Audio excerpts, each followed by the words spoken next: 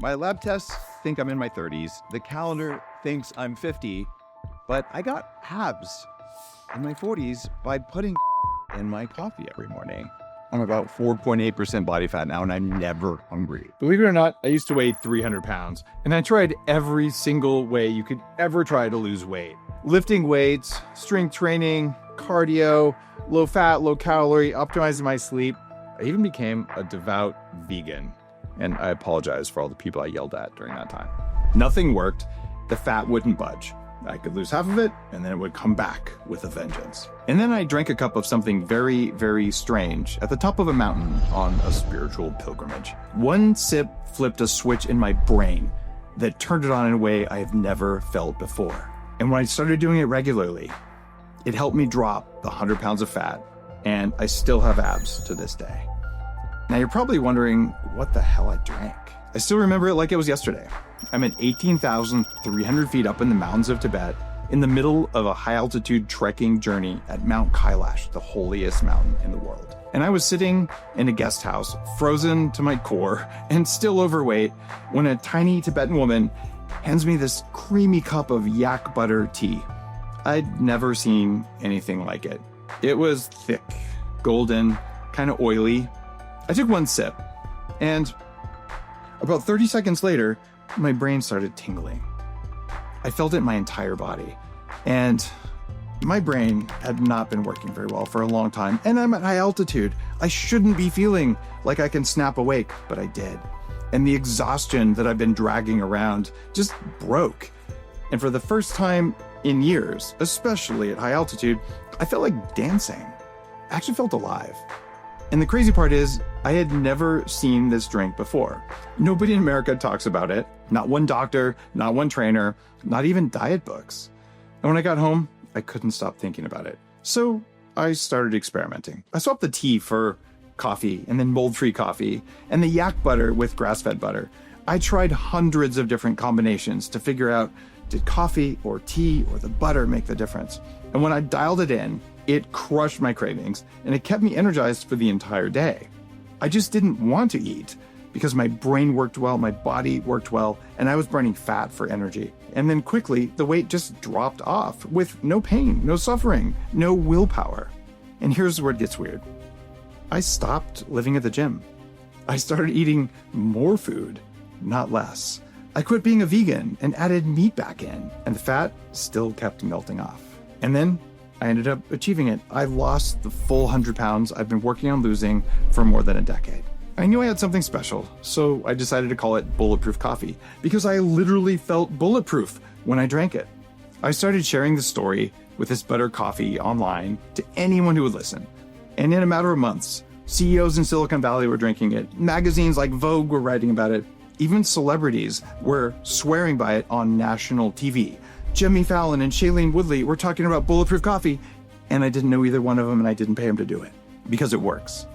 And within a few years, millions of people across more than 60 countries were blending butter into their coffee every morning. There was even a global shortage of grass-fed butter, so severe that a Norwegian man was arrested for smuggling grass-fed butter into Sweden for Christmas cookies. I wrote a book about putting butter in coffee and longevity that hit the New York Times bestseller list, and I launched a podcast that has over 500 million downloads. That cup of yak butter tea in Tibet changed everything for me, but it was only the beginning.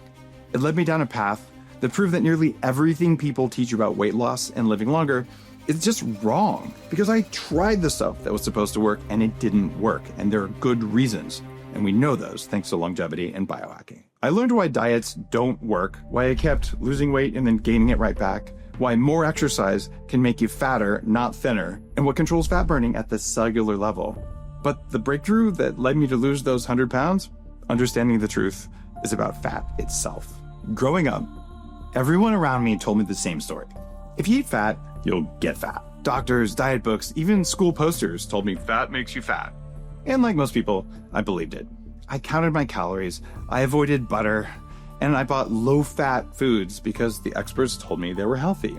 But I couldn't lose the weight, and I felt stuck in a body I didn't want. I even exercised 6 days a week. It didn't make a difference. I just got hungrier, and the weight wouldn't budge. But when I started eating more fat, the right kinds of fat, the same kind of fat that was in that yak butter tea, I noticed something shocking. Instead of getting fatter, my body flipped into fat-burning mode. And that's when I realized that avoiding fat kept me overweight all those years, because the right kind of fat kept me from being hungry. And this was just the first piece of the puzzle. When I gave my body the right fats, I had energy all day without the roller coaster of highs and lows from carbs. I didn't just feel more alert, I felt in control. My energy went way up, my hunger went way down, and the weight finally just started coming off. My brain ran better, my focus lasted longer, and I didn't hit that 3 p.m. crash that used to just ruin my days. Your brain, it's mostly fat, and it burns fat as one of its main fuels when it can. And good fats support your hormones, like your testosterone's made out of saturated fat, and it keeps your metabolism running, and good fats give you steady energy. But on the other hand, people will tell you carbs are energy, and I did believe that for decades. Eat your oatmeal for breakfast.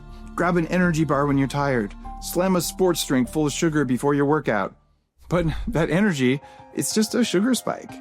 And you get a quick burst, and then the crash hits, and your brain goes foggy, your cravings come back even harder, and you get hungry again fast, so you eat more, and the cycle traps you. That's what had happened to me. I kept feeding my body sugar and refined carbs because they're low fat, and I thought I was fueling myself. In reality, I was running on fumes when I had a full tank sitting right there around my waist. But fat is different. It is stable, it is clean, long-burning fuel when it's the right kind of fat. No spikes, no crashes, just steady energy that lasts. And once I made that switch, my body started burning the fat that I'd been carrying for years. So if you want to try this yourself, start your morning by blending mold-free coffee with a tablespoon of grass-fed butter and a tablespoon of MCT oil. No sugar. You'll notice the difference in how long your focus lasts and how good you feel. I lost 100 pounds by eating more fat than the government ever recommended. Here's how you can use this in your own life. First, stop fearing all fats. There's a huge difference between good fats and bad fats. Good fats are things like grass-fed butter, MCT oil, coconut oil, and the natural fats in grass-fed meat. Bad fats are things like processed vegetable and seed oils, and anything hydrogenated or trans fats. So step 1, swap out the bad fats in your kitchen, replace vegetable oil with butter or ghee or grass-fed beef tallow. And step 2 is you add good fats to your meals. Start small. Blend some butter or MCT oil into your coffee in the morning. Drizzle some extra virgin olive oil on your salad, or cook your eggs in ghee. Do it consistently, and you'll train your body to expect good fats that it can actually use to build healthy cells and burn for fuel. And that's when the real fat loss starts. Not from starving yourself, not from low-fat foods, but by feeding yourself in the right way. But even after I discovered the power of fat, I was still stuck in one old belief, that if I could just eat less calories and I could just work out harder, the fat would melt away. And back then, I thought I was doing everything right.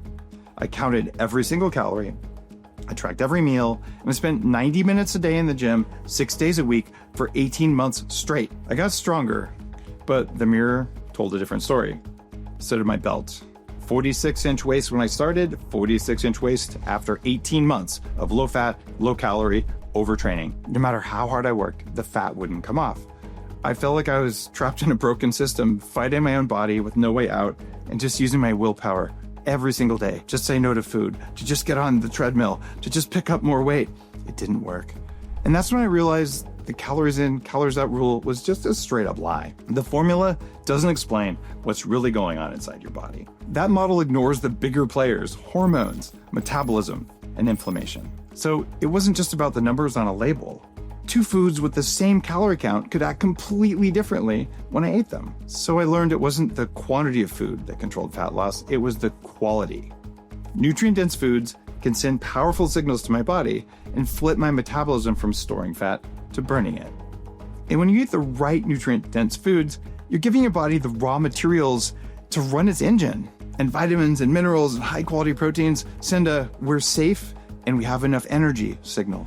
And when that signal's on, your metabolism doesn't have to cling to every calorie. It can release stored fat for energy. And those same nutrients, they can also calm inflammation. A lot of people think that inflammation is just soreness, but it's a constant chemical alarm that your body sets off when it's under attack from processed oils and sugar spikes and toxins. And that alarm breaks two different critical hormones that control how you feel and how much you think about food every single day. It's insulin and leptin. When your insulin is always elevated, your fat cells stay locked in. Your body can't access stored energy. And when leptin stops working, your brain never gets a message that you're full, so you stay hungry no matter how much you eat. And when inflammation drops, insulin and leptin start to do their job again. Insulin stops locking fat away, and leptin can finally signal you're full. And that's why when I finally ate the right foods, my hunger just naturally changed. My brain wasn't starving for nutrients anymore. My hormones started working properly again. My appetite just adjusted on its own. And I didn't think about tacos all the time. No more constant willpower battles. My body was finally working with me instead of against me, and feeling lots of energy and being lean just came naturally and effortlessly. And here's how you can make this shift for yourself. Stop obsessing over counting calories and start asking, is this food nutrient dense? Does it have enough protein? Does it have the right kinds of fat? That matters way more than calories. And fill your plate with foods that come from nature. Grass-fed meats, wild-caught, low-mercury seafood, organic, low-toxin vegetables. Cut out processed foods that drive inflammation and mess with your hormones. When you eat better quality, you notice you don't need to snack as much. In fact, you won't even think about food for 4 or 5 hours after you have a meal when the meal has enough good fat in it. Your metabolism will run hotter, your hunger calms down, and losing weight just starts to feel natural. There's no forcing, there's no effort, it just falls off. But there was another mistake that I was making with my food. I believed the advice that said, eat 6 small meals a day to keep your metabolism running, otherwise you go into starvation mode. I thought grazing all day was the secret. Every few hours, I'd grab a snack or a little bit of protein, thinking I was keeping my metabolism all fired up. But instead of getting leaner, I was stuck. My energy dipped, cravings never went away, and I just couldn't burn the fat no matter what I did. So I tried something different. I started skipping breakfast. From the time I went to bed until my first meal the next day, I just wouldn't eat for about 16 hours. It's called intermittent fasting. And at first, it felt strange. For years, people had said, breakfast is the most important meal of the day. But by starting intermittent fasting, I finally gave my body a break. And my system could switch from burning sugar to burning stored fat. That's fat burning mode. And I wrote the first major New York Times bestseller to talk about intermittent fasting because it works so well. And when you give your system a real break like that, something amazing happens. It's called autophagy. This is your body's built-in cleaning program.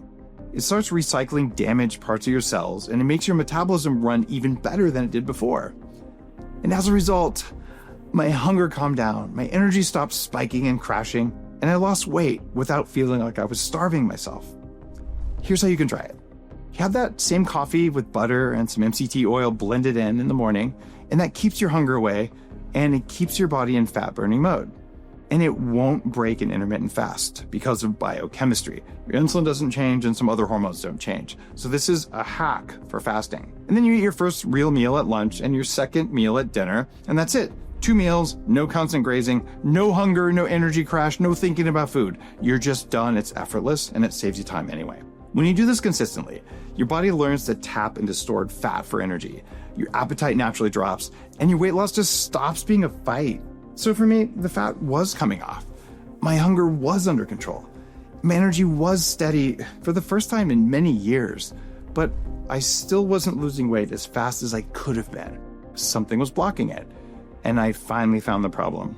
I was exercising wrong. For years, I thought the answer was simple. Run more or walk more, sweat more, burn more fat, lift more. So every day I would punish myself, long cardio sessions, 45 minutes on a treadmill at a slope, chasing the idea that every mile on the treadmill would burn fat. But the harder I went, the worse things got. The scale barely moved, my energy tanked, I felt hungrier, not leaner, and I got more fat around my belly. And I discovered that chronic cardio can absolutely backfire. Because when you push for those long stretches, your body floods with cortisol, which is a stress hormone. You need some of it, but too much of it puts on belly fat. Cortisol hangs onto fat, and it breaks down muscle for quick fuel. So the harder I worked, the more I stressed myself with excessive exercise, the more my body hung on to fat. It was a vicious cycle. And you've seen the gym bros like this. They've got muscle, and they've got a big belly. It's overtraining. You work harder, you feel worse, you can get fatter. That's when I realized exercise wasn't supposed to be punishment. When I stopped grinding and started training smarter, everything changed. Instead of more hours in the gym, I just needed the right inputs.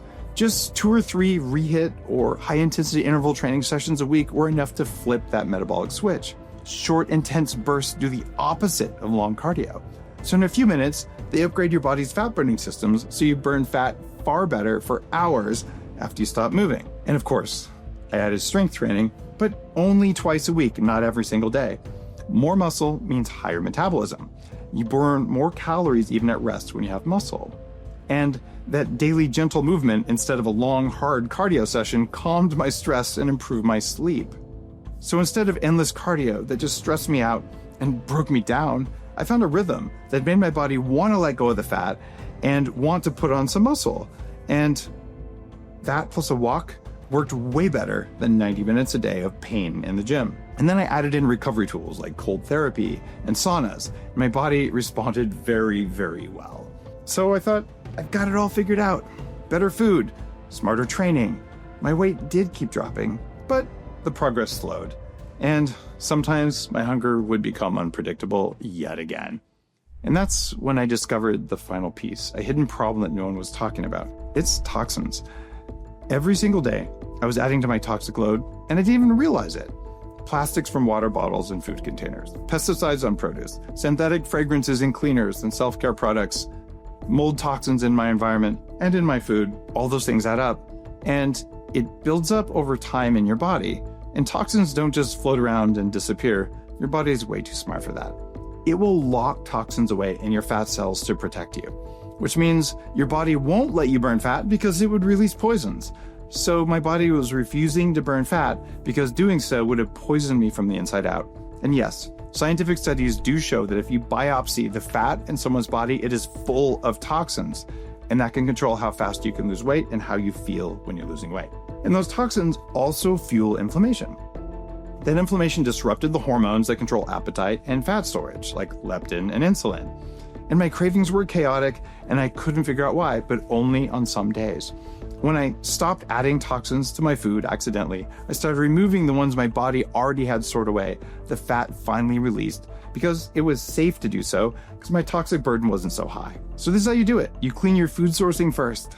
Grass-fed meat, organic veggies, and absolutely no seed oils, and none of the synthetic coloring and fragrances and flavoring and all that kind of stuff. You filter your air, filter your water at home, and then sweat out the toxins in the sauna. Do some high-intensity interval training workouts. Even a hot bath can help. Add omega-3s from wild-caught, low-mercury fish. Add polyphenol-rich foods like blueberries and mold-free coffee. Those can directly reduce inflammation. And by the way, in case you're wondering, the mold-free coffee I'm talking about is called Danger Coffee. You can go to dangercoffee.com. It's got a therapeutic dose of trace minerals in it that make your mitochondria really happy. And finally, you detox your lifestyle. Ditch plastics, fake fragrances, toxic cleaners, little air fresheners. You don't need those. And when your toxic load lightens, your body just no longer resists fat burning. But even after I was fixing all this, there was still one fundamental thing that I was ignoring. Everything I was doing was helping me burn fat and feel stronger, and my brain felt better than it ever had in my entire life. And this last thing is what helped me cross the finish line and lose the full 100 pounds. The real breakthrough came when I understood that fat loss, energy, even aging, all come down to one single thing. It's mitochondria. These tiny little organelles are the engines inside every cell. They take the food you eat, combine it with air, and make it into energy. And when they're working, you burn fat, you stay sharp, and you feel unstoppable. You even sleep better. When they're broken, you get fatigue, cravings, anxiety, and stubborn fat that just refuses to budge. So stress, toxins, overtraining, poor nutrition, they were all hammering my mitochondria into submission. They just couldn't work even though they wanted to. And I didn't realize that until I saw the research. Mitochondrial damage is directly linked to obesity. In other words, it was never about calories in, calories out. That's a silly model. It was about whether my engines were firing or failing. Every solution I've shared with you until this point, fasting, rehit, healthy fats, they all fix mitochondria in one way or the other. So figuring out that my mitochondria were what I needed to fix gave me that full clarity.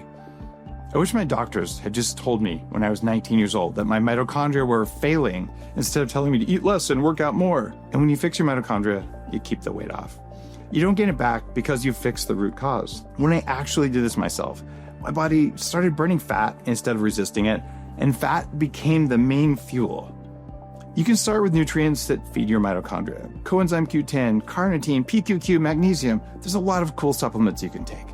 And mitochondria thrive on clean fat, not sugar. That's why MCT oil became a cornerstone of what I put in my coffee every morning.